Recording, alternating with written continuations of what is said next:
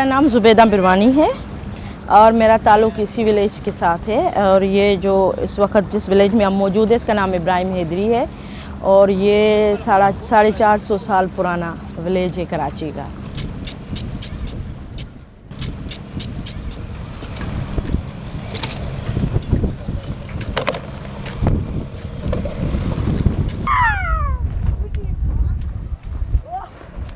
हमारे पास जो है ना वो ये इंडस डेल्टा का मैंग्रोव्स है, वो अगर ये ख़त्म हो जाता है तो पूरी फ़िश नर्सरी और उसके साथ ये कम्युनिटी जो है इनके ऊपर जो डिज़ास्टर है उसका चैलेंज जो है ना वो बहुत ज़्यादा बढ़ जाएगा।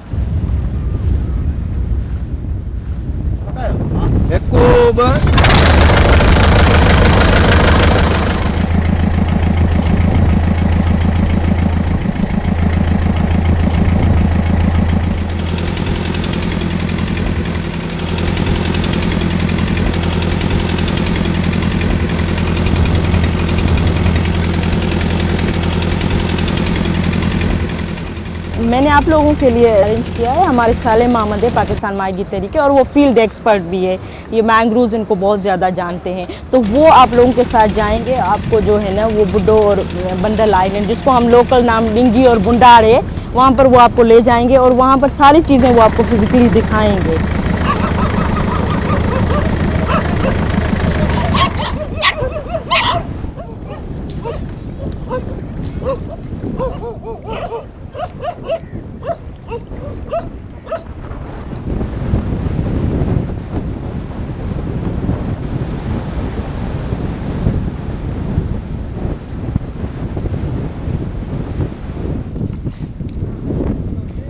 ये मिट्टी जहाँ हम खड़े हैं इसमें इसकी ये देखो जड़ें ये निकली हुई हैं, ये ऑक्सीजन लेती हैं और ये यहाँ पर जिंदा और जानदार, और ये देखो हरियाली हरियाली नज़र आ रही, तो इससे जो है ना पानी भी रहता है और क्रेब के फिर ये सुरा की छोटे छोटे क्रेब के बच्चे रहते हैं, फिर ये बड़े होते हैं, ये सारा जो है समुद्री मखलूक़ात यहाँ पर इसमें पलती है उभरती है।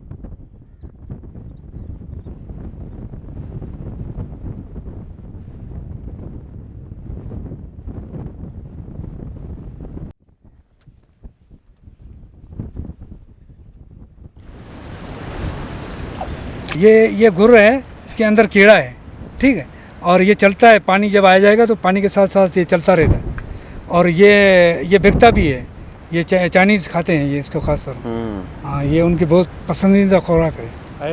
अंदर ही चले गया, निकल गए वहाँ से।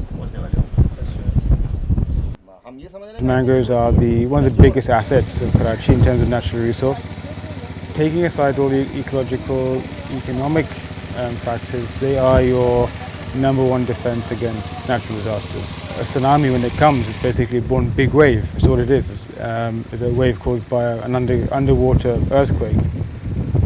So you can imagine that if you've got 5 kilometers of mangroves, that wave, actually the force in that wave is dissipated as it goes through the mangroves. So they are literally a wall against the tide.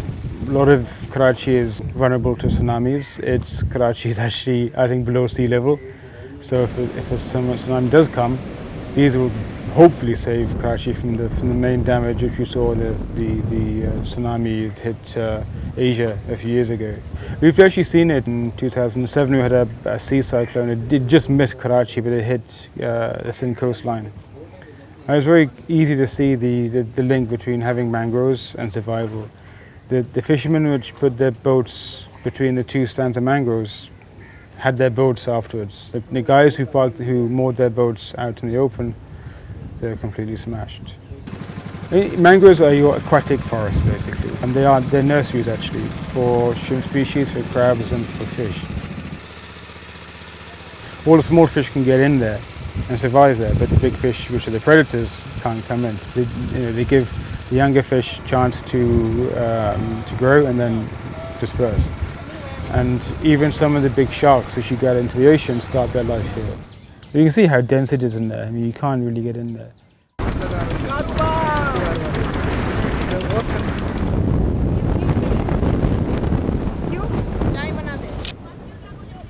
Dinghy और बुंडार को मिलाने के लिए एक bridge बनाना चाहते हैं, इससे ये होगा कि माहीगीरों का रास्ता जो है वो बंद हो जाएगा। बंद इस तरह होगा कि जब हाई टाइड होगा तो फिर बड़ी लांचें और बड़ी कश्तियाँ गुजर नहीं पाएंगी, और लो टाइड पे तो गुजर जाएंगी लेकिन हाई टाइड पे नहीं गुजरेंगी। तो कौन बना रहा था? ये अमार कंपनी है कोई। ये 2006 की बात है कि पोर्ट कासिम अथॉरिटी ने जो है ये सेल कर दिए थे एक दुबई बेस्ड है कंपनी, अमार कंपनी को।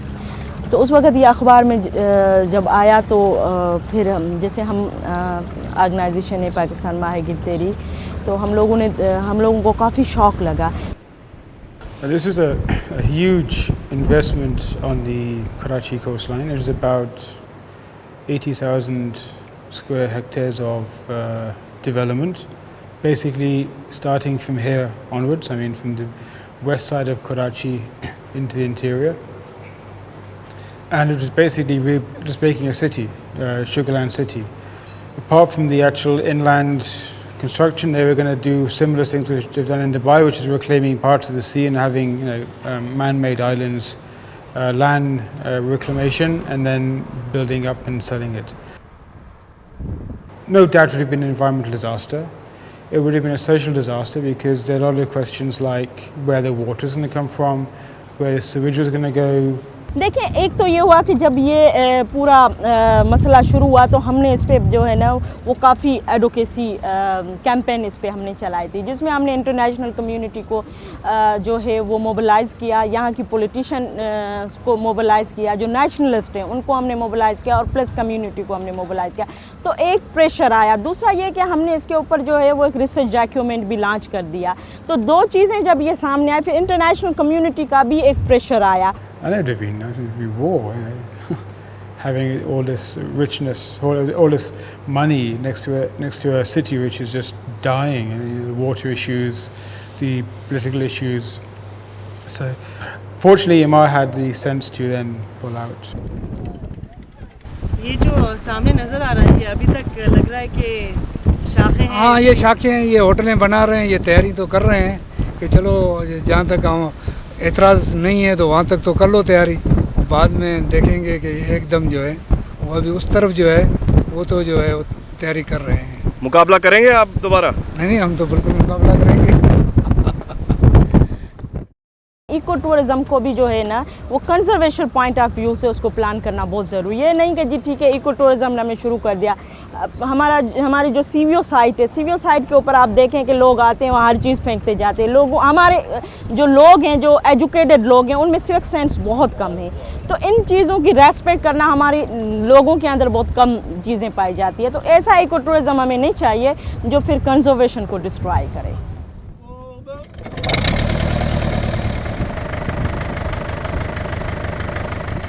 अब मैं समझती हूँ कि अगर कोई इन फ्यूचर कोई इस किस्म की या अमार या कोई और गवर्नमेंट की तरफ से डेवलपमेंट आएगी तो इसका फ्यूचर माहिगीरों से जुड़ा हुआ है। तो अगर इस आइलैंड पे कोई भी डेवलपमेंट होती है, एक तो मेरी ये दुआ है कि इस किस्म की कोई चीज़ ना हो, लेकिन अगर होती भी है तो मैं समझती हूँ ये बहुत बड़ी दुश्मनी होगी यहाँ के लोगों के साथ।